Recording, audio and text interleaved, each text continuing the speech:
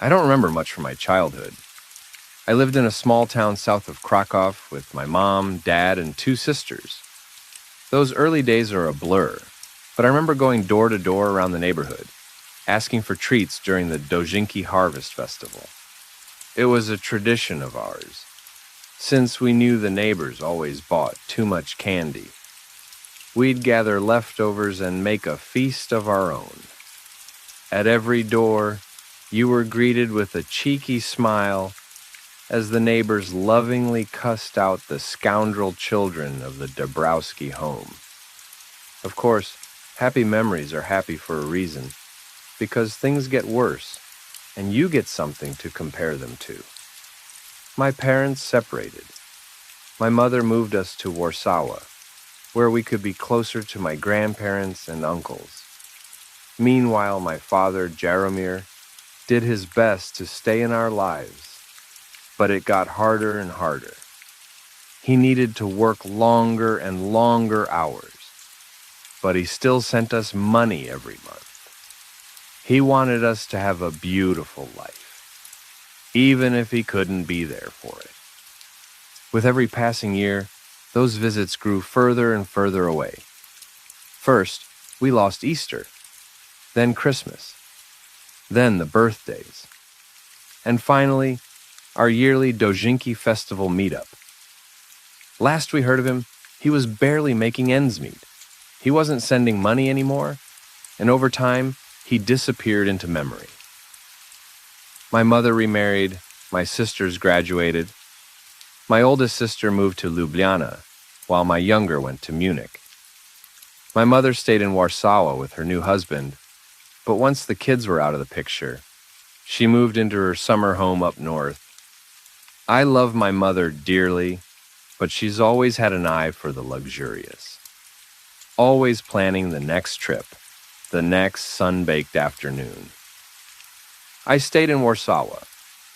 I got myself a degree in sociology and managed to hold on to a low-rank government job at ZUS, overseeing private claims. It wasn't glamorous, it was mostly being yelled at in different ways, but it paid the bills. A mind-numbing battle of making decisions, defending them, and making them again. The year I turned 24, I got a letter from an estate lawyer. Turns out my father had passed away. This wasn't recent. According to the papers, he'd passed away several years ago. Some kind of accident with farm equipment. He didn't have a proper will, and dividing the estate among his living descendants hadn't been a state priority. It got lost in a folder somewhere, and now it had floated back up. They'd divided everything equally between me and my sisters. My youngest sister got his savings. My oldest got his car and valuables. And I got the house. I called the others to check who wanted to go see his grave.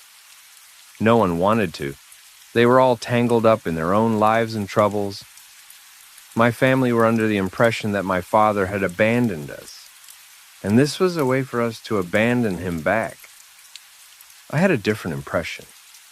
I always thought he was just working too hard. I decided I'd take some time off work to collect his things and check out the property, trying to get a better idea of why he distanced himself from us. And maybe I could get a better picture of my early life, that time where I was greeted with a smile rather than a complaint. It was a long drive. The roads out there aren't the best. It's a very small community with no more than about 250 people, most of which are wheat farmers, and there's not that much to do. There are only two things other than farms, a church and a store. Everything else is either too far away or too irrelevant.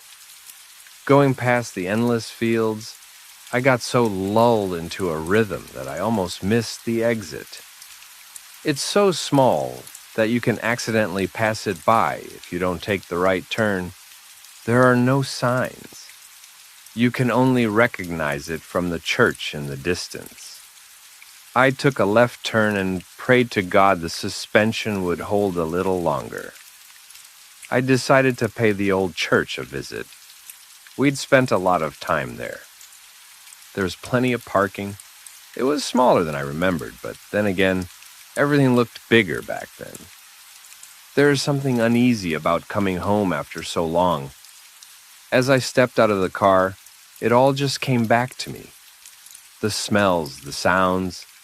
Even if you can't put your finger on it, there's something that tickles the mind, as if to remind you, this is where you belong. "Welcome," a voice called out. "Sorry about the state of things." I turned around to see a man, a couple of years older than myself. He had well-combed hair and thick glasses. He was wearing a priest's garb. I'd almost forgot.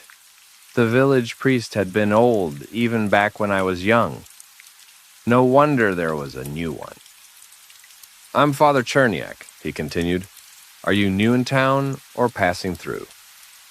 "I grew up here," I said. "I'm one of the Dabrowski kids." "Sorry, I'm not familiar," he smiled. "I only came here last winter to pick up the work from Father Golick." "He lived until last winter?" I asked. "Are you sure?" "Quite so," he laughed. 101 years old. "I can't believe it," I smiled. "God really does have a sense of humor." Father Cherniak showed me around. He told me his plans for refurbishing the windows. But the one thing that irked him more than anything was the doors. See, they were gone. The church was wide open. "It's a local superstition," he sighed. "A shepherd needs his gate to tend his flock. But every time I put the doors up, someone takes them down." "Strange," I said. "I've never heard that before." "Really? I thought you were from the area." "Guess I've been gone too long, Father." The church looked naked in a way. No barriers. I could see the gravel they'd dragged in, forgetting to wipe their feet. Father Cherniak had tried to put up some curtains, but the wind had torn them down piece by piece. Before I left, he showed me my father's grave. It had been vandalized. The headstone had tipped over, and there were no flowers.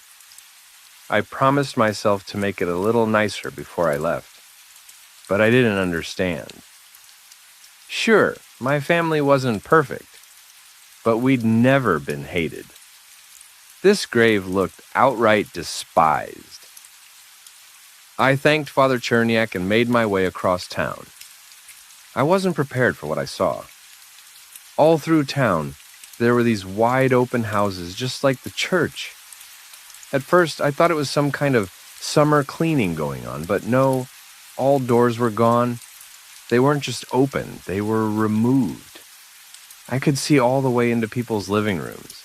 The hustle and bustle as homeowners moved from kitchen to bedroom, talking amongst themselves. I slowed down and looked a little closer. Not a single room had a door, not even the bathrooms. A couple of them had curtains or insect nets put up, but no doors. House after house, completely open to the elements. A couple of them had welcome mats by the windows in their living rooms, as if to show that this was the way to enter. A couple of them had completely bricked the entrances where their front doors used to be, sealing it. Sure, small towns can get a bit quirky, but I'd never seen anything like this. I pulled up to an all-too-familiar driveway and gasped. I couldn't recognize my home. It had been vandalized. Every window broken, every door removed. I could see rats scurrying around. Walking around the property, things got even worse. There had been a small fire in the backyard, spreading to the outer wall of the kitchen. It wasn't completely burned down, but you could probably punch straight through with little effort. And finally, on the far side, neon green spray paint reading Sin Diablo, Son of the Devil. I couldn't believe it. They'd even clipped the chains off our swing set, leaving a rusted metal skeleton. It looked like someone had tried to start a tire fire, but couldn't quite get it going. I had a hard time even picturing what it used to look like. There was this bottomless hole forming in my stomach, where every smile I remembered seemed like a cruel taunt. Something must have happened. Something I'd never even heard of. Coming back around, I noticed a crowd of middle-aged men. They were standing just outside the property, looking over my car. I didn't recognize any of them. "You at the bank?" one of them asked. "No, I'm the Dabrowski kid," I said. "The son." "You're the son?" he spat. "You want to join him in hell? Is that it?" "You know who did this?" I snapped back, pointing at the house. "Was it you?" "Could have been anyone," a man in the back added. "Fucker deserved it." One of them gave me a knowing smile and nodded at the graffiti. They whispered something among themselves, letting out a chuckle under their breaths. They scoffed at me and wandered off, spitting curses and sneers. Not quite the welcome I'd imagined. I'd initially planned on sleeping in the old house, but there was no way. Not only was it wide open, it was a disgusting mess. I'm not going to go into detail what they'd done to the place, but I'd be lucky if I was able to give it away in its current state. I decided to spend the night sleeping in my car. I leaned the seat back and wrapped myself in a blanket, hoping it wouldn't get too cold. I spent some time on my phone, but I didn't want to use all the battery. But somehow, I still ended up staying awake long past midnight. But there was something beautiful about that night. The sunset was one of the few things that didn't change around those parts. Watching the sun go down over the same old fields gave me that feeling that some things never change. I remember waking up sometime around 2 a.m., seemingly for no reason. It wasn't cold, there was no one bothering me, and no notifications on my phone. A careful wind brushed against the hood of the car. I lay there for a moment, trying to ignore the texture of the seats sinking into my sweaty skin. I filtered out the sounds of nature bleeding in from outside. A distant part of me had heard them all before. I listened past the songbirds and the insects in the fields, and beyond that, there was something else. Something in the distance. A wail. A deep, sorrowful wail. The following day, I took some time to walk around town. The rumor that Jaramir's kid was back had spread like wildfire. I could tell by the sideways looks as people passed me on the street. The only ones who didn't seem to care were the kids, and they were few and far between. At the far end of the town, there was this long brick wall. It wasn't very high, but it was dense. It had doors built directly into it, dozens of them, every door from every house in the neighborhood. They'd jammed them all straight into the brick. I couldn't see ours, though. It had an eerie look to it. Maybe 100 or more doors, all built to never be opened. I couldn't help but touch a few handles, making sure they didn't budge. There were a couple of teenage kids standing at the edge of the wall, observing me. I walked up to them, surprised to see they didn't back down.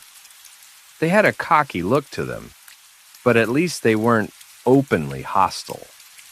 Before I could say anything, they turned to me. "My mom hates you," one of them said. "What did you do?" "I used to live around here," I said. "Came to get some things." "Why'd you come back?" he scoffed. "I'm leaving the moment I can afford it." "Same," said the other, rolling an unlit cigarette between his fingers. I gave them a tired look. A man passed us further down the street, throwing daggers at me with his eyes. Talking to the wrong person would get my teeth knocked out for sure. I turned to the kids, lowering my voice. "I'm Dabrowski's son," I admitted. "That's why they hate me."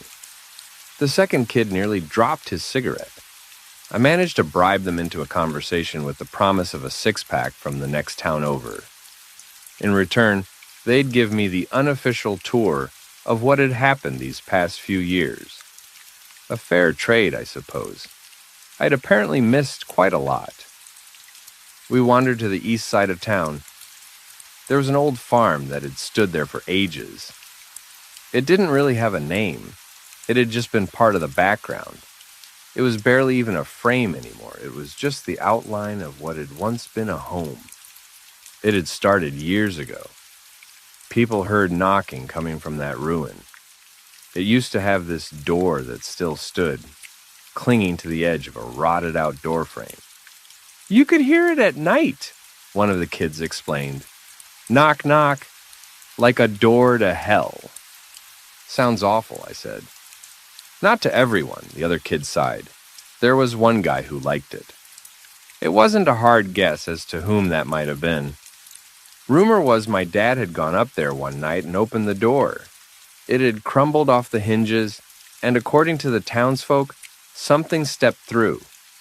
Some called it the devil. A couple of kids thought it was an alien. Most locals just called it Schlepiek. It came through and the door broke, the first kid said, and now it can't go back. So you're saying it's still here? I asked. It's real? Well, yeah, he laughed. Why do you think this place is so fucked up? Then what's with the doors? It's looking for a way back to hell, he said. And when it can't find the right door, it gets angry. And then it hurts people. Schlepiek. That's what they called it. An ugly word for a blind man or mole. They like to call it that because of its terrible vision, mistaking every door for the one it was looking for. For years, Schlepiek had moved from house to house, knocking on every door it could find. And if someone opened, it would do something terrible. People had gone missing. A couple had died. I drove my adolescent guides to the other town over to get them their promised beer. They told me all they could as we went. It felt a bit weird driving off with a couple of teenagers, but I got the impression that these two had done far worse for far less. Delinquents, but honest ones. At first, people had hidden in their homes. But then, Schlepiek had knocked until the doors broke. Then it would knock on the inner doors. So, over time, people removed their doors. Those who didn't would get a visit at some point. With all the discarded doors, they built the brick wall, tricking Schlepiek into knocking around at night. This can't be true, I said. It's absurd. It's true, the first kid said. That's why they hate your dumb dad. He let it in. But it doesn't make sense. Why don't you just pack up and leave? I'm gonna, the first kid said. I told you. The second kid pondered the question for a while, then shrugged at his friend. He answered as if he'd thought about it 100 times. Wszędzie dobrze, ale w domu najlepiej. Everywhere is good, but home is best. Of course he'd say that. Come hell or high water, home is home.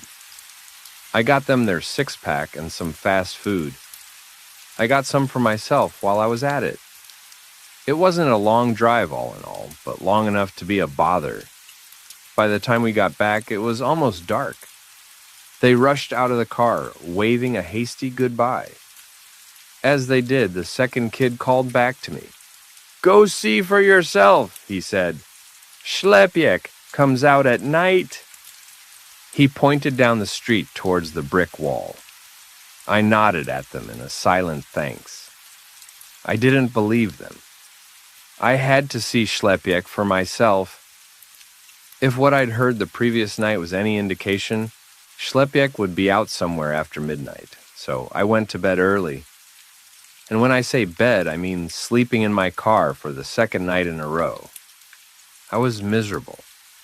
I considered leaving first thing in the morning, but there was this deep sadness in me that I couldn't shake. This was my old home. I'd played in these fields. It felt wrong knowing I was no longer welcome. My dad was many things, but no devil's son. If he opened that door, it must have been for a good reason. And if he let through something that shouldn't be here, it must have been an honest mistake. He was not an evil man, but he was fallible. Then again, maybe he didn't have a choice. Maybe Schlepiek didn't give him a choice either. I must have nodded off at some point. I forgot to set an alarm, but I still woke up at about 2:30 a.m. I considered going back to sleep, but I decided to have one last look around town. I'd promised myself I would. So I got out of the car, stretched, and listened. It was easier that night.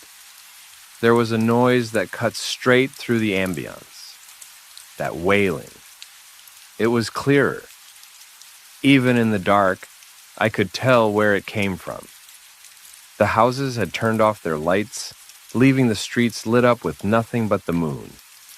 Still, I knew those streets. I could follow them in my sleep. I made my way to a dirt path, leading me past the two houses at the edge of town and straight to the brick wall. At that point, I could hear it clear as day. It was a man wailing at the top of his lungs, crying his soul out, bawling like a child. I could see the brick wall in the distance. The sharp contour of the bricked-in doors stood out against the moonlight like a long, flat, abstract painting. And in the middle of it all, there was a dark silhouette. It looked like a man, sort of. I couldn't really tell what he was like. He had a bulky jacket on. He was pulling on one of the doors, smacking it over and over with a closed fist. It was the same pattern, over and over.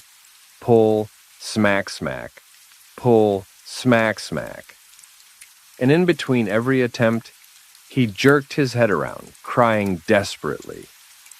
I considered walking up to him. This wasn't some kind of devil. This was a heartbroken man.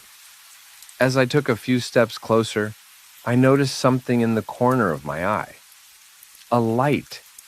I turned around only to notice a small flashlight coming from one of the nearby houses. They were filming me with their phones.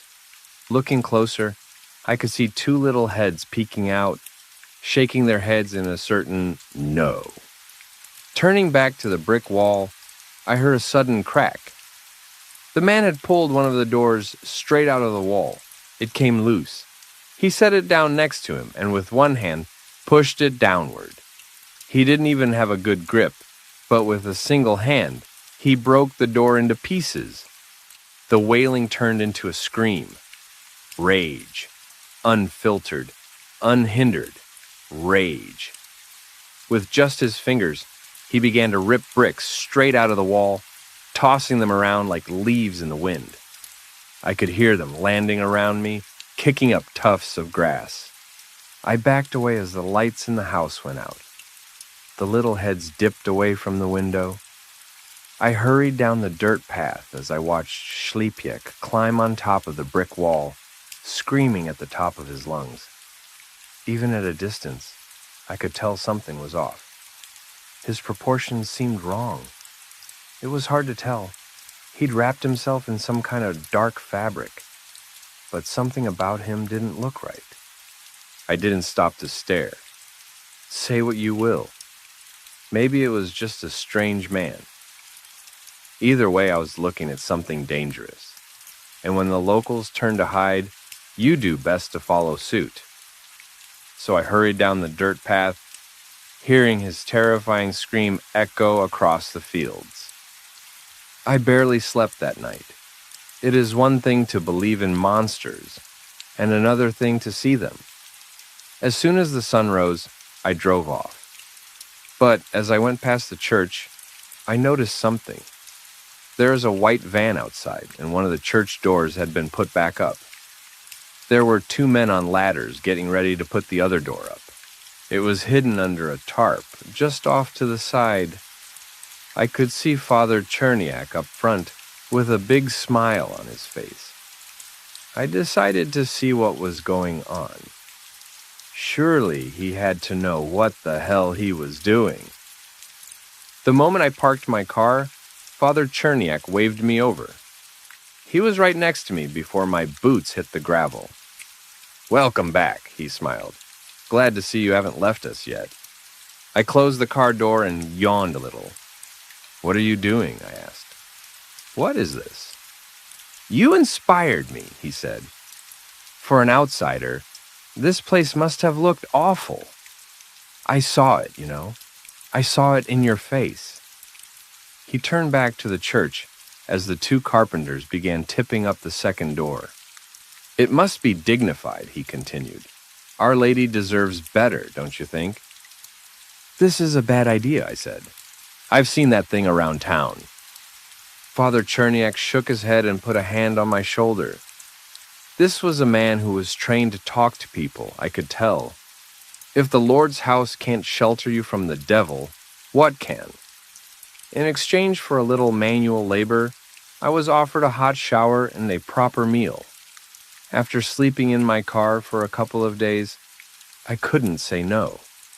Smooth talker or not, Father Cherniak seemed an honest man. He believed what he spoke of. As the hours passed, more and more people dropped by. Mostly townsfolk coming by to cuss him out for being an idiot. Some of them threw rocks at the doors, demanding he take them down. Others, in turn, thought it was about time someone at the church had some balls. Just like Father Cherniak had said, "If a house of the Lord can't shelter you from evil, what can?" By late afternoon, there was a significant gathering of people. Even those who had acted in anger earlier in the day were swayed. The argument was simple. Do they not trust in God? There was a bit of a cookout. Some brought sausages or steak for dinner. I spotted the two teenagers in the crowd, stealing a bit of wine from one of the elderly. I lost track of time. It felt a bit like the harvest festival back in the day, something that draw the town out of hiding. The sounds and smells were the same, and I could see from the smiles in the crowd that I wasn't the only one feeling that way. Later in the day, Father Cherniak held a sermon. I don't remember much of it. I was having trouble staying awake. That, if anything, felt just like when I was a kid. It's amazing how something as stiff as church pews can be so lulling. But there was one part that stuck with me. "The door is a threshold," he said. "And the door of a church is the threshold between the vile and the sacred, between sin and saint. We can no longer live in uncertainty. We must live as we teach, and we are proud to say we have been taught well." The sermon continued into the evening. It ended just after sunset. Some people wandered home, but others were ashamed to stay. It was no longer just a public gathering. It had turned into a challenge. The faith of the congregation pitted against the devil itself. Some went home to gather blankets and pillows, laying down to sleep on the floor. This wasn't easy for them. Some talked about the people who'd disappeared over the years, people who'd opened the door when Schlepiak first came to knock. An elderly woman had gotten her neck broken. One man had been dragged out into the yard and hung from a tree. Another man had been mutilated. "It pulled his arm right out of the socket," they whispered. "We found it across the street." I tried talking to people, but it was clear that no one wanted anything to do with me. I was still Jeremir's boy. The only ones who didn't seem to mind were the two teenagers I'd talked to earlier. Later that evening, they walked up to me, probably just to piss off their parents. "Aren't you scared?" one asked. "Should I be?" "It's got a bloody tooth for you," the other said. "I don't think so," I smiled. "I've only seen it once." "Yeah, but They quieted down, looking at one another, then back at me. I was missing something. "Your dad," they said. "Schlepiek got him." "Did no one tell you?" They hadn't. Turns out, it wasn't malfunctioning farming equipment that had killed him years ago. It was Schlepiek. My dad had been the first victim on the list. Most of the villagers had considered this a sinner, getting his just reward. Others figure that if you play stupid games, you win stupid prizes. They'd found him tangled in the swing set, his body broken and mangled. The kids left me alone with my thoughts for a while. They could tell I wasn't all there. It was one thing to have him dead, but to die in such a horrifying way was unthinkable. I could barely picture him in my mind, and now there was a new image vying for my attention. Rattling chains, dripping blood. But there wasn't much time to think. As the clock passed midnight, someone came knocking. The church fell silent. Something pulled on the handles. 2 smacks. Pull on the handle again. These doors were massive, and the hinges had just been reinforced, but I could still see them struggle. Father Cherniak took a deep breath. As the congregation fell silent, he spoke aloud. "This is no place for sons of sin," he said. "There is nothing for you to corrupt." It all stopped. We all breathed a sigh of relief, but the 2 teenagers didn't look too convinced. They'd huddled up on the far side of the church. There was an emergency exit in one of the side rooms. The door moved again, this time with more determination. The handles were pulled even harder, and the smacking made the entire slab of wood crackle like a sinking ship. Then, the wailing. The loud, desperate wailing.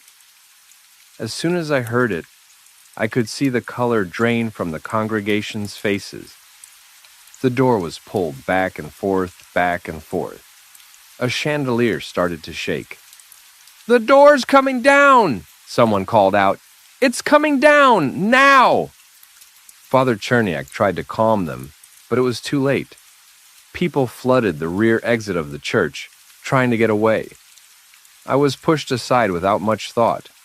If the Dabrowski kid bit the bullet, all the better, as far as these people were concerned. "There is no sin in the house of the Lord," Father Cherniak yelled. "There is no sin. The devil can laugh and jeer as much as he likes, but there is no place for his evil." But thoughtful words can't stop a broken door. Schlepiek wasn't deterred. The doors came down. There was a pause in the air as they fell. The air swept through the room, blowing out most of the candles among the pews. As the doors hit the ground, the crowd panicked. Most of them were already on their way out. People screamed, others cursed. I was in the far back of the crowd, and it was clear I was never going to make it out without being crushed. I settled instead for hiding among the front pews, hoping the dark would shield me. I could barely see Schlepiek in the flickering candlelight. His right arm had grown out of his shoulder blade, and his left arm was so long that it scraped against the floor. He had a sort of hunchback pose, but there was something that kept moving on his back, fluttering, like a shivering membrane. He wasn't wearing a coat. He just wasn't human. He looked like something vaguely trying to resemble a human. Even Father Cherniak ran, hiding behind the altar. Schlepiek rushed through the room in a messy gallop, knocking over pews as he went. They didn't even slow him down. When he got to the side room, people had already run screaming into the night. Schlepiek couldn't catch them. Instead, he settled on throwing things across the room, tearing down whatever he could reach, and breaking whatever he could lay his hands on. His wailing had turned to rage, and he was out of control. I was laying flat on my stomach, crawling away. Father Cherniak wasn't so lucky. Just like Schlepiak had done with the brick wall, he climbed up on the altar. From there, he could see the priest. I don't like to recall what I saw. It's unworthy to make spectacle of tragedy. But Schlepiak didn't care for titles or words. He didn't care about anything. He picked Father Cherniak up with a single arm, holding him outstretched in front of him like a child, considering an unfamiliar vegetable. Father Cherniak tried his best. In between desperate cries, he said the most powerful words he knew. He compelled, he demanded. And when nothing seemed to work, he begged and prayed. Then, Schlepiak unhinged his jaw like a snake. The screaming stopped with a snap as a spray of blood shot out. Something thumped against the altar and rolled onto the wooden floor. A pair of glasses clattered against the ground. Schlepiak spat and coughed, picking tufts of hair from his teeth. He let the body slip from his grip, drooping unceremoniously to the red carpet. I remember crawling. I crawled as quietly and carefully as I could. Schlepiak was big, but his footsteps were light, like he was tiptoeing everywhere he went. I didn't notice he was behind me until his shadow drowned me. I rolled around, only to see his vast shape towering over me. He must have seen me. There were still a couple of candles. For a moment I saw his face, a half-made gray thing with black, inward-leaning concave eyes, a faint shimmer, like scales from a fish, a human mouth with an extra mandible, a twitching nose, adjusting to the smell of burnt wax and blood. Viscera still dripped from his strange lips. Then he grabbed me, carefully, slowly. I closed my eyes as I was pulled in closer. He looked at me. He looked close. I could feel the heat of his mouth. Perhaps I'd be tastier. Then he made a noise. I can't put my finger on what kind of noise it was, but I'd never heard it before. A squeal, perhaps. A confused rattle. He put me back down. I opened my eyes as those large black eyes turned away from me. He was leaving. His rage subsided. As he dragged his long arm across the floor, his wailing bubbled back up. But it wasn't as desperate. It was confused. The effects of the attack was immediate. Some went to get their hunting gear. Others were blaming the priest, saying he wasn't holy enough. Others were leaving town entirely. After all, if God couldn't save them, they had to save themselves. I made my way back to my father's home. There was so much he'd never told me, and it was too late to ask. I had no idea what kind of mess he'd been wrapped up in, but I couldn't stand by and wait for it to blow over. If this was his fault, if all of this was his fault, I'd gladly join the others to spit at his name. But I couldn't do it without knowing for sure. I had to be sure. I went room by room, pulling out drawers and kicking over boxes. I threw around moth-eaten clothes. I tipped the bed. I dragged down the wardrobe, crashing it into the wooden floor, hoping I could find something, anything, to answer my questions. Finally, I ran out into the backyard. I saw the stains on the swing set. I remember him pushing me on it, making the chains creak as I went higher and higher. But now that noise meant something else, something dark. An image of a broken man, wrapped in a forgotten toy. I don't know how long I went berserk on that house, but I remember finally just taking a swing at it. As I mentioned, a part of the kitchen had burned. You could punch right through it. So I did. Turns out there was a secret panel beneath the kitchen sink. I didn't register it at first. I just thought I'd hit a second, harder wall. But as I calmed down and looked a little closer, I realized it was a small compartment under the sink. I'd punched right through from the outside. I sat down flat on the wet grass, feeling it soaking into my jeans as I dug around. There was a box. Most of it was tainted by rats. Part of it was burnt, but there were little bits and bobs that I could make sense of. Family albums, mostly pictures of me and my sisters, friends from around the village, a picture of Dad next to his first car, pictures from our Facebook, printed and framed, the kind of things one would like to keep. Then the pictures stopped. No more dates, no more birthdays, nothing. But I kept turning the pages, and in the back there was something else. Other pictures, notes, pictures of a door with a text written on the back. It's not screaming, it's crying. Little notes on the margin, saying it was afraid. It was lost, that no one listened and that no one cared. There were no more pictures, but there were notes. He had to get out, wants to stay. He hunts elk in the forest, brings it to me. There's nothing left for him. I understand. It told a story of my father trying to help something that didn't belong, something from another place. They shared meals and kindness, trying their best to find common ground. This had seemingly gone on for months.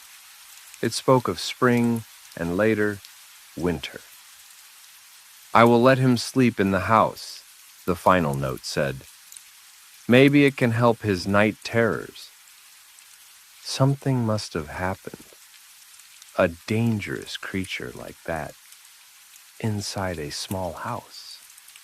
Maybe there was an accident, a misunderstanding.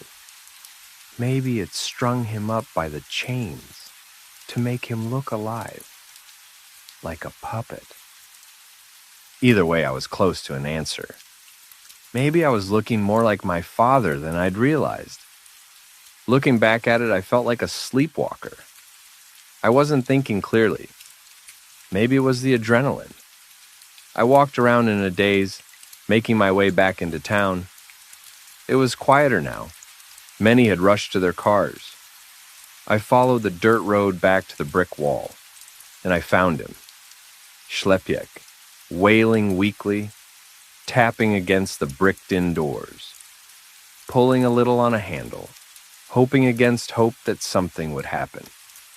He wasn't angry when I approached. He was confused.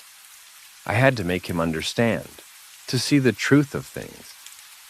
So, despite everything I'd seen and everything I heard, I decided to trust my instinct. My father had made many mistakes, but he was no fool. His mistakes were honest. So, if this was a mistake, I prayed to God it would be an honest one. Follow me, I said. This way. Schlepiek had feather-light steps. I could still hear commotion around town, but it was all swallowed by that soft wailing. Schlepiek couldn't stop himself. We made our way to the cemetery, to the overturned headstone and the overgrown lot. I tapped the ground, looked at this creature, and said it as simple as I could. Here, I said, Father. Perhaps it understood me. Perhaps it didn't. But it could rip out handfuls of dirt, like if it was nothing, and it did. It took a long time, but not as long as it should have. My dad had not been buried deep or well. Just as no one had cared for his funeral, no one had cared about his resting place. It didn't take long for Schlepiek to make his way down. And as his hands hit the casket, I looked down to a curious sight. See, my father had died poor. So poor that they hadn't put much effort into his casket. It was more like a box, and the lid looked familiar. Looking a little closer, I realized it was a door. The actual front door of our house. They'd just thrown it on and called it a day. Schlepiek stroked the door with his long fingers, his wail slowing to a hum. He'd finally found the right door, the one he'd been looking for. I'll never forget that image for as long as I live.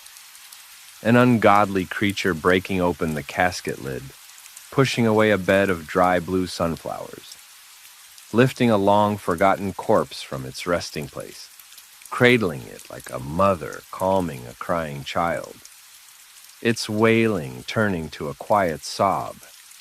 "Ta-ta!" he cried. "Ta-ta!" Schlepieks wandered off into the night, past the men with guns, and those hunkering down in their houses. He did not care. Maybe he'd never cared. Maybe he'd just been angry that he couldn't find the right door. But as the chaos settled, there'd be no need to hide your doors any longer. Schlepiek was gone. I sold my father's property but kept the photo albums. His name is still spoken like a curse, but at least there's nothing to keep that curse alive. There have been no more sightings of Schlepiek, as far as I know. The locals didn't want to point fingers at the devil when they called the authorities. Some tried, but it's easier to convince people of a killer rather than a monster. There were inquiries around the countryside, but as with most things, it was left in an open-ended folder in an office somewhere. Unsolved. Deprioritized. I returned to Warsaw. It might not be my home, but home is not just a place. It's a time. And that time has long passed. It has taken some effort to accept that for now, I might not have a real home. But that doesn't mean I'll never have one. Much like Schlepiek, I think there's a struggle in finding someplace you belong.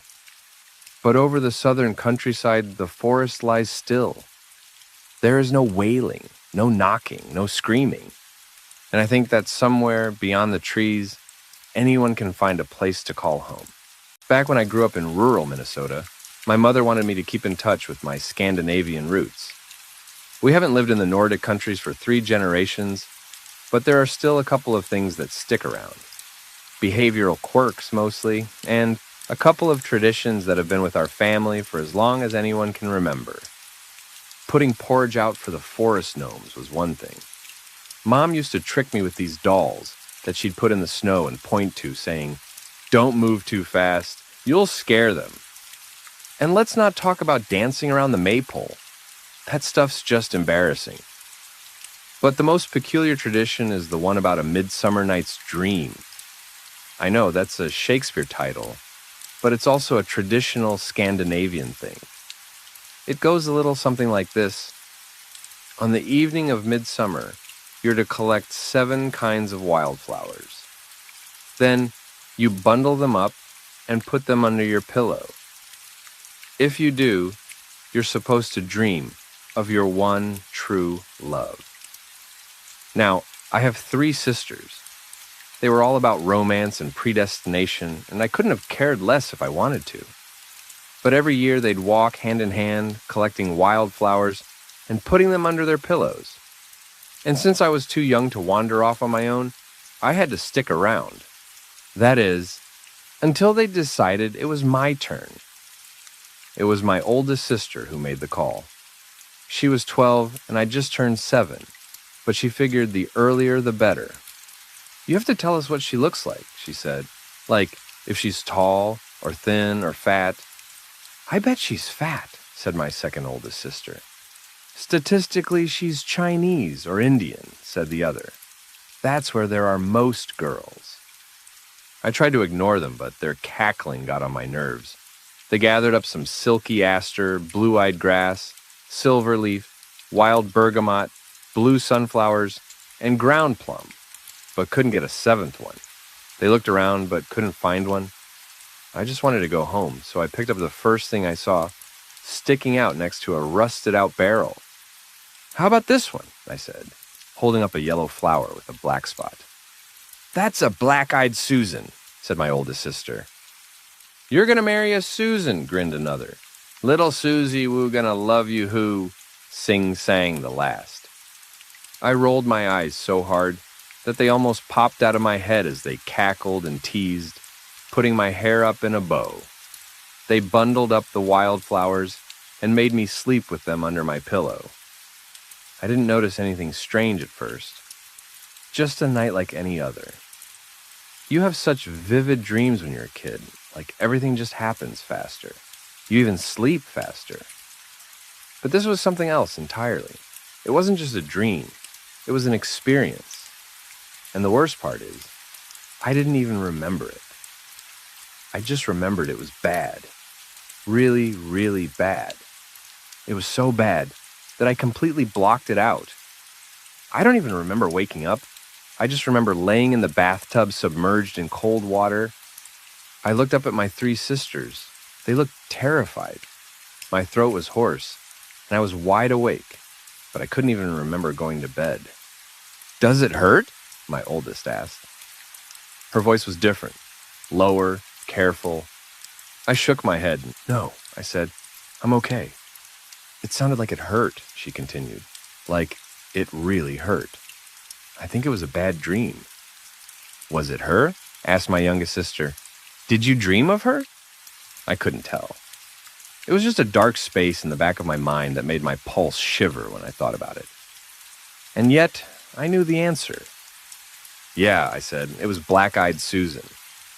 Now I've been teased by my sister my whole life. But they never teased me about Black-Eyed Susan. They'd never seen me like that. I'd woken up screaming at the top of my lungs, rolling around on the floor. They thought I was having a seizure. They took me to the bathroom while my mom called an ambulance. We didn't talk much about it. They never had me checked for epilepsy, and I was perfectly healthy otherwise. They talked a little about it being some kind of allergic reaction, but I'd never seen a reaction like that. Over time, we came to this unspoken conclusion that those wildflowers gave me the worst nightmare of my life. And in that nightmare, I saw my one true love, Black-Eyed Susan. I wouldn't think much about that night over the years to come. It became this distant memory, like your first cold.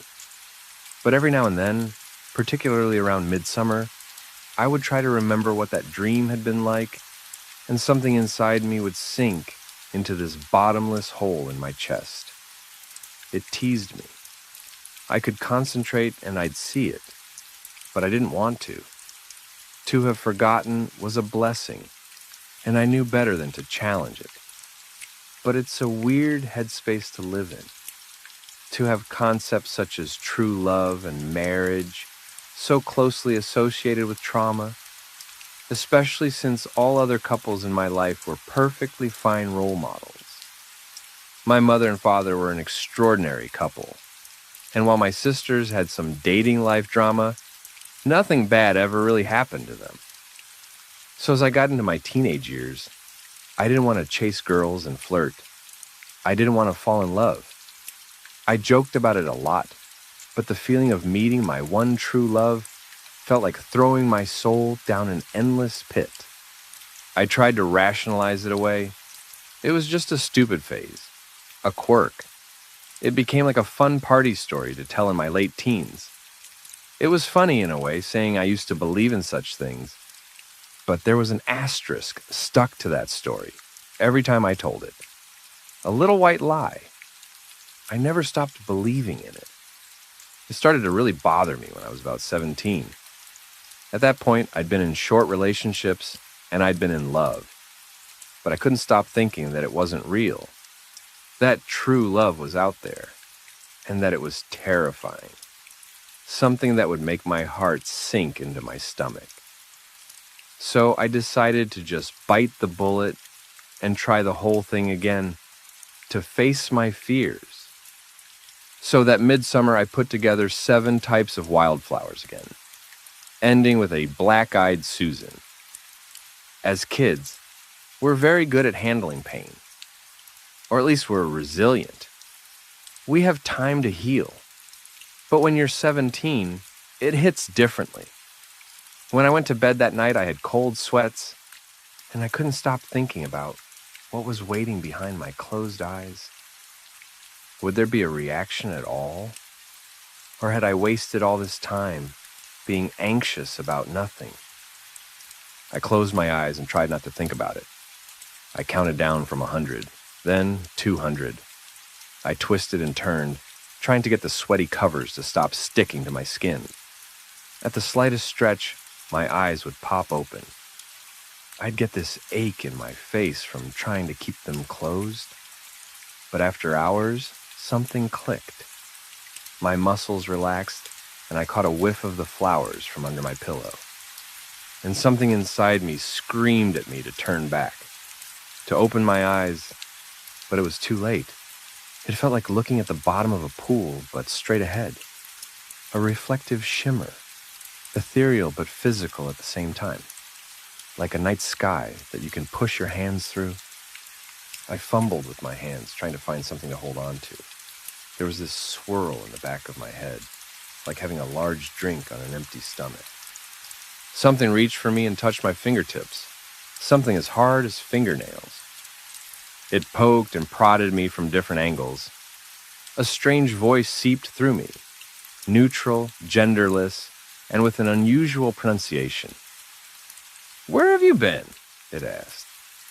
I tried to regain my footing, but there was nothing to hold on to, just these protrusions from the dark. Finally, I felt myself slowing down, a steadiness, control. Something came out of the dark, eyes so black that their head looked hollow against the night. A vaguely human skull connected to an infinite mass, like a broken flower growing out of cracked concrete. Muscle and vein, contracting and compounding at every angle. Ripples of flesh with every offset heartbeat. It's been so long. Something wrapping around my ankle, tightening. "Come home." My eyes snapped open, but I wasn't awake. I could feel her wrapped around my ankle. I pulled away the covers and watched my foot turn blue. It was bending, and I felt nothing. Then the bone snapped. I've never experienced something like that. I've never broken a bone. And experiencing a tremalleolar fracture in the comfort of your own bed is inhuman. It hurts so bad, you lose bladder control. And I couldn't do anything but to fall out of bed and writhe on the floor. But the pain wouldn't go away. I just screamed. I tried to reach for my phone, but it's like it refused to let me reach it. A neighbor heard me. Help came. It would take time for the leg to heal, but bones mend all the time. But true love doesn't. I pushed the thought of love and marriage out of my life for over a decade. I would shy away from coy smiles and flowery laughter. Some people thought I had a problem with my sexuality. Others thought I was under some kind of religious repression. I tried to explain that relationships just weren't my thing, but it's hard to explain without a reason. If I was really pressed about it, I'd say it was a childhood trauma. That usually stopped the questions. I do this for years, a string of short-term relationships, where I kept hoping and praying I wouldn't fall in love. Anything to keep me away from that dark space. I couldn't tell what was going to happen if I met someone who'd make me feel things, real things. But life isn't so simple. It would take me years, but when I turned 31, I met her. Lilia hit me like a summer's breeze the first time I talked to her. It was a birthday party, and she was invited by a mutual friend of ours. Lilia had been working overtime and forgotten all about the party, so she'd joined at the last minute. She showed up in an oversized hoodie and yesterday's jeans, spending most of the night at the snack table looking at her phone. Her enthusiasm started and stopped at bobbing her head to the music. When I saw that we were out of pretzels, I went up to talk to her. "Looking for snacks?" I asked. "Your mom's a snack," she snapped back. "All right, yeah, but I was talking about the pretzels." She looked at me like I'd struck gold. She'd been so hell-bent on the idea that I was coming up to hit on her that it never even crossed her mind that she'd eaten a full bowl of salty pretzels. She snort-laughed, apologized, and I felt my heart skip a beat. I knew it was trouble. I liked her. Lilia was a work-from-home back-end developer. She spent most of her days trying to steer her team through rough deadlines and absurd last-minute changes. She explained it as trying to teach cats algebra while falling out of an airplane. She cycled through periods of insane stress to weeks of coasting, which she'd made into an absurd routine. Clearly something she couldn't keep up forever. We didn't start dating right away.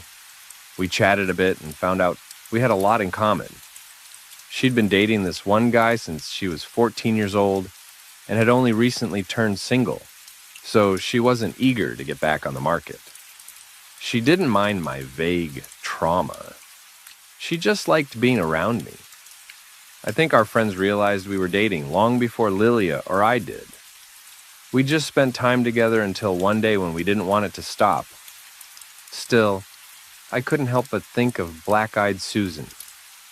No matter how soothing Lilia's snores were, I could still lay awake at night. There was a warmth in my chest as I imagined the smell of wildflowers from my pillow.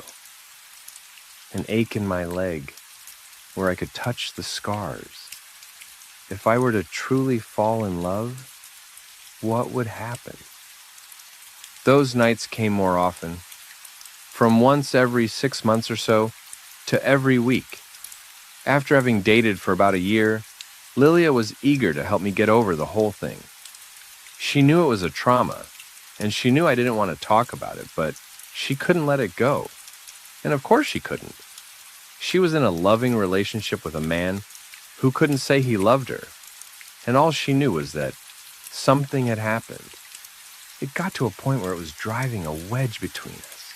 She wanted to help, and I wanted her to understand.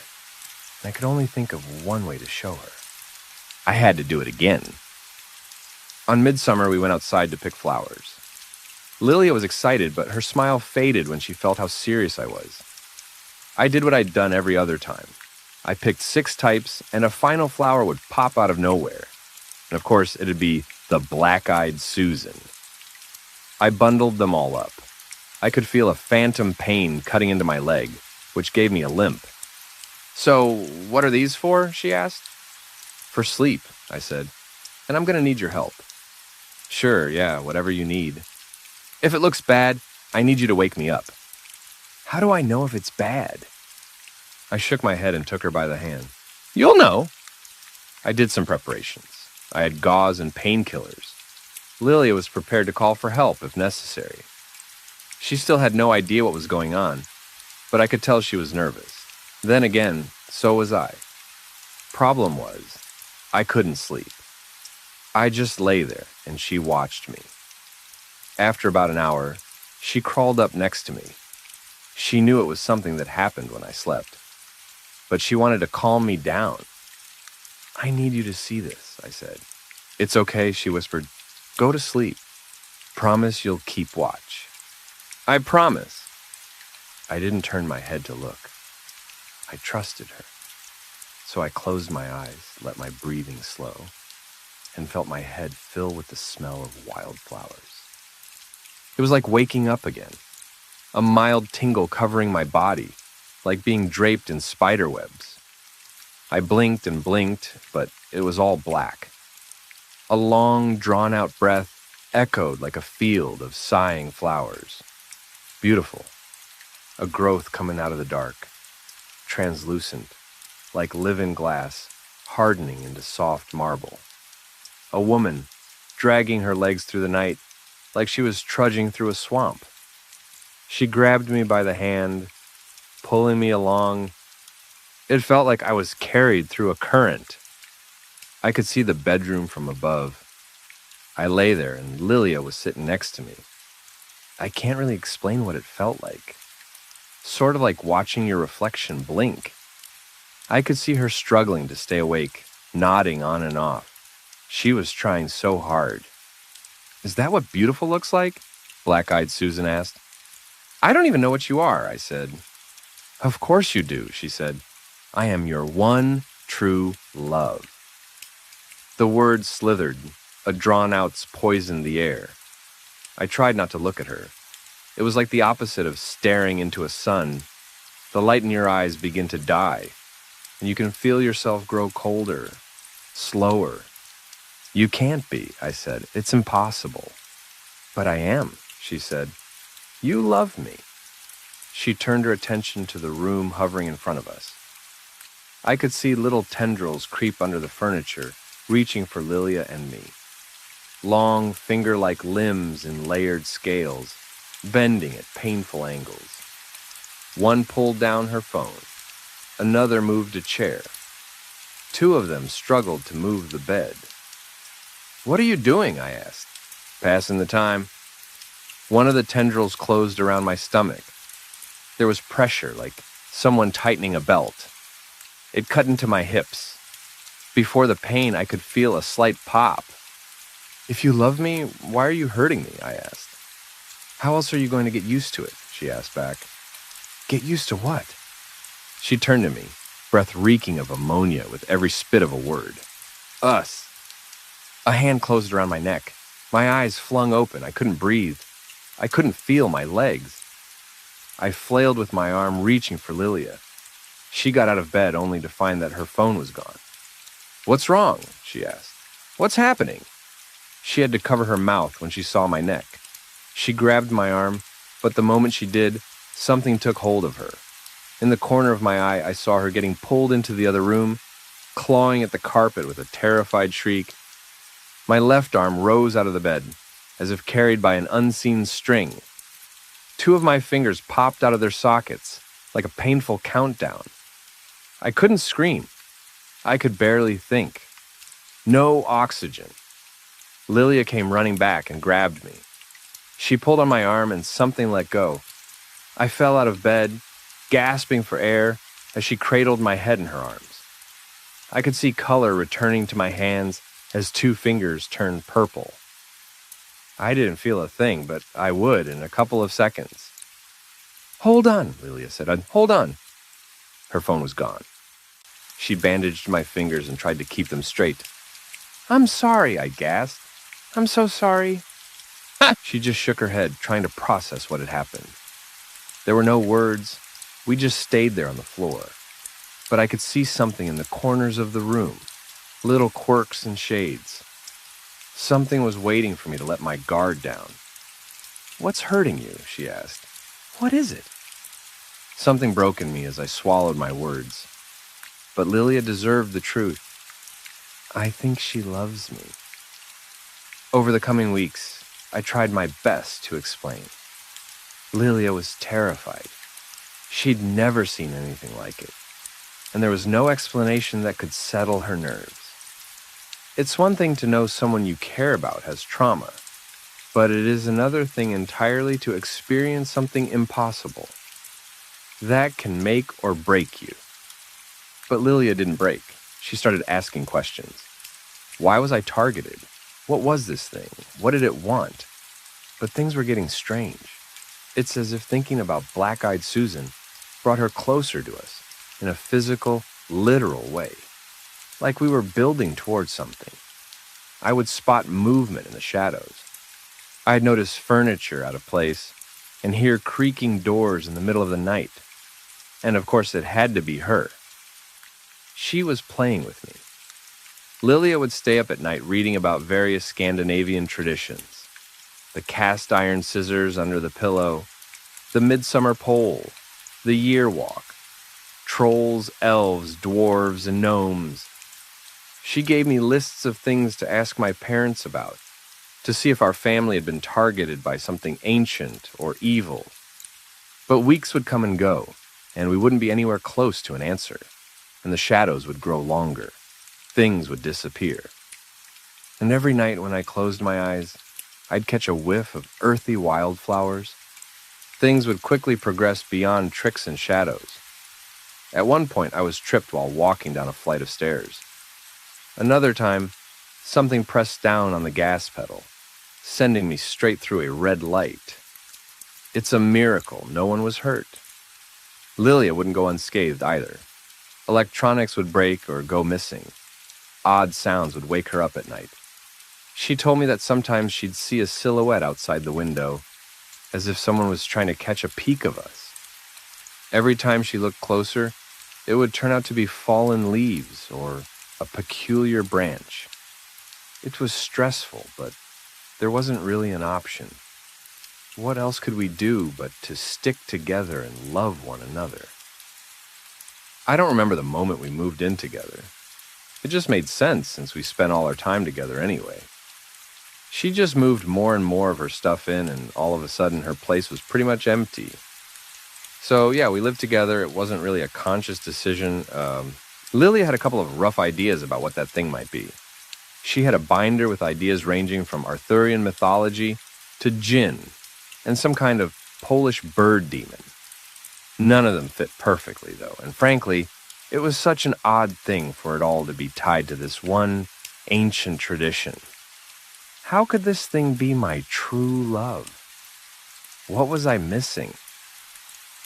We figured it had to be something connected to that very first night back when I was a kid, when they had to put me in the bathtub to wake me up. For a full year, all we did was try to make it to the next day.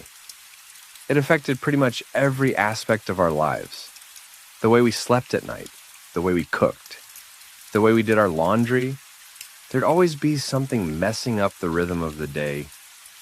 It exhausted us, not just mentally and physically, but socially. We stopped going out. Hell, we barely even talked.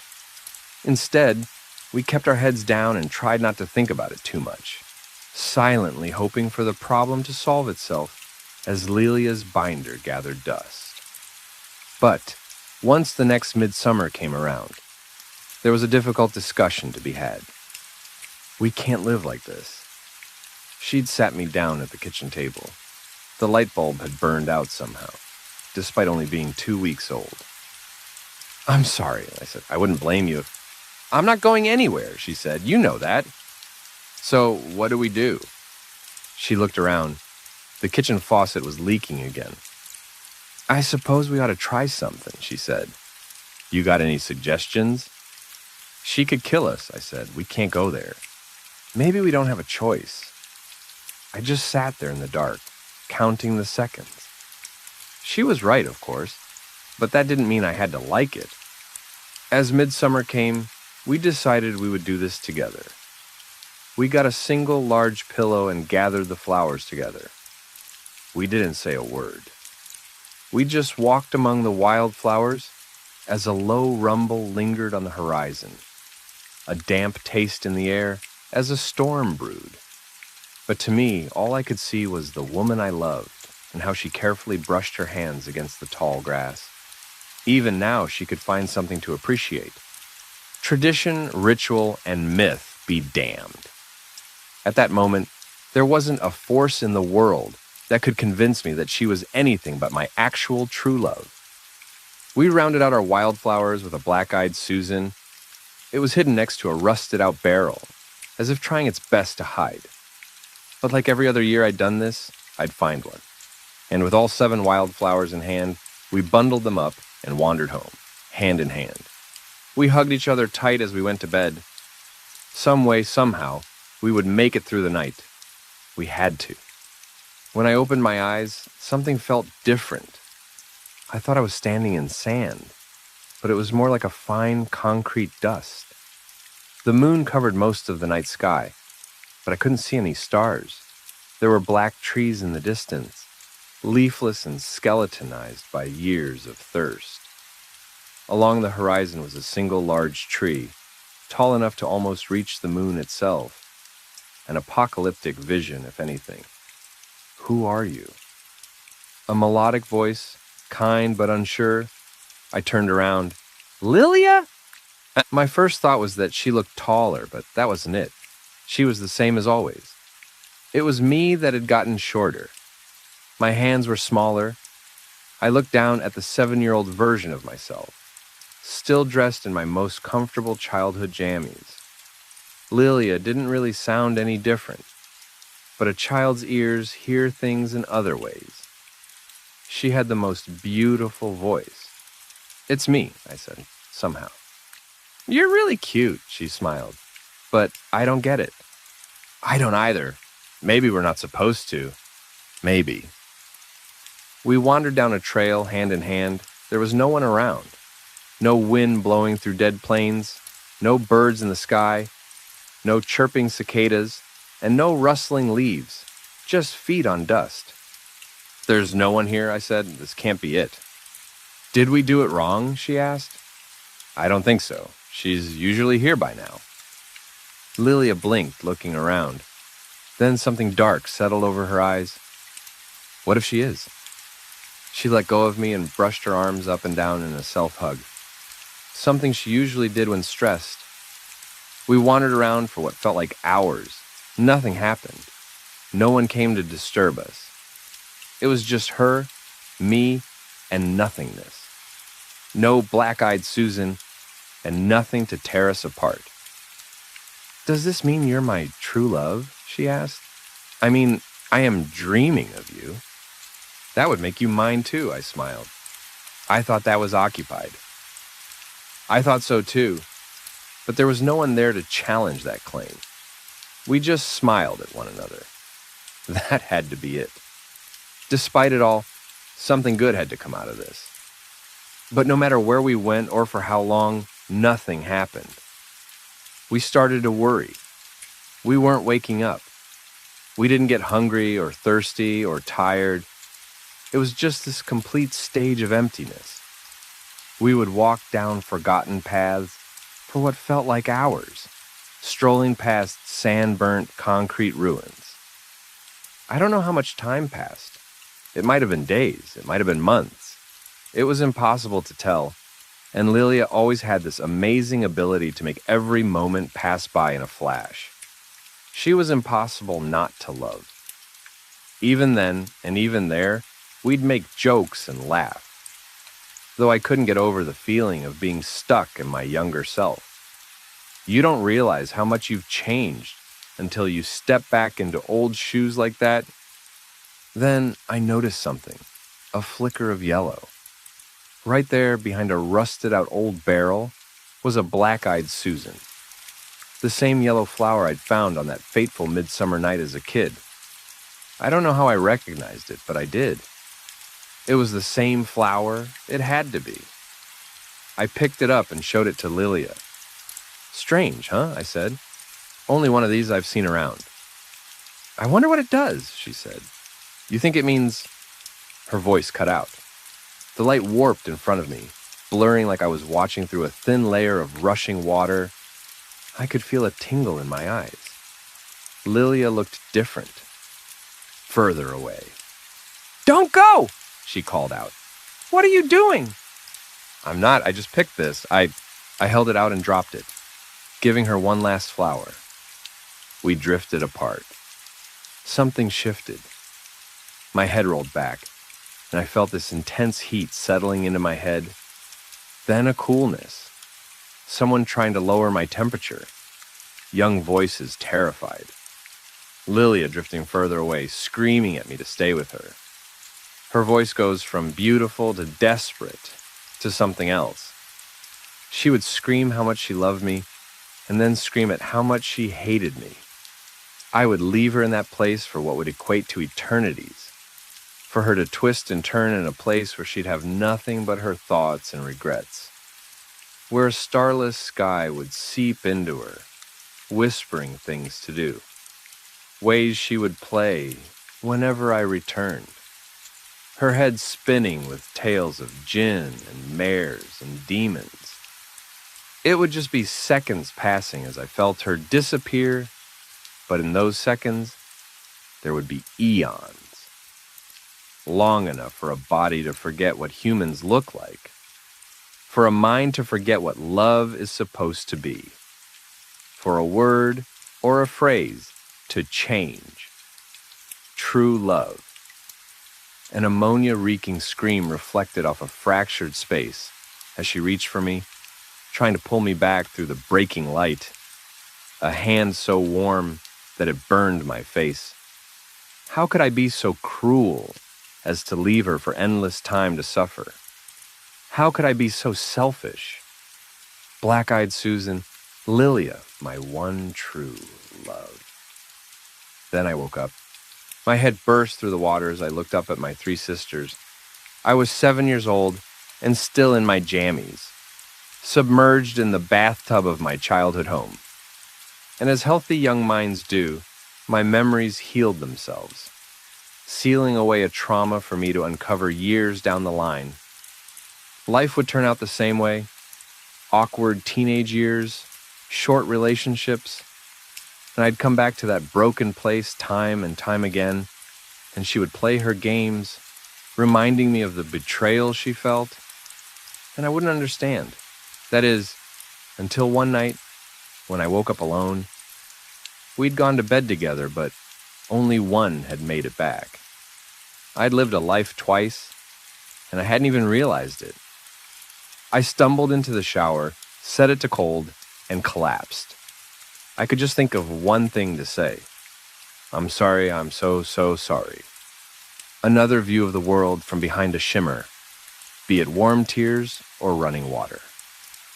Today I'm 47, never married, no serious dating. I go back to Lilia every year, hoping I can find something to remind her of what she used to be. I've tried bringing things along, something to bring her back with me. I've yet to find anything useful. It doesn't work like that. Sometimes I try to stay a little longer, but the pain is unbearable. I suspect one day she'll kill me and I won't come back. I suppose that's the only way this can end. I try not to think about it, but when I do, I try to convince myself that I will end up the same way as her. Maybe we can find solace in our madness. Maybe we'll live together in a paradise of dust and strange moons. I don't know. I don't think that old tradition just shows you true love. I think it will take you to a place where you can meet. But perhaps that place isn't what it used to be. Maybe there used to be more flowers and dancing. I've asked my sisters about what they've seen the times they've done this. All they tell me about is handsome men and blue skies. I guess we don't all go to the same place. After all, true love isn't the same for everyone. If there truly is someone for everyone, well, then we must face some hard facts. They could live across the world. They could have passed away. Or maybe they're just not what you expected.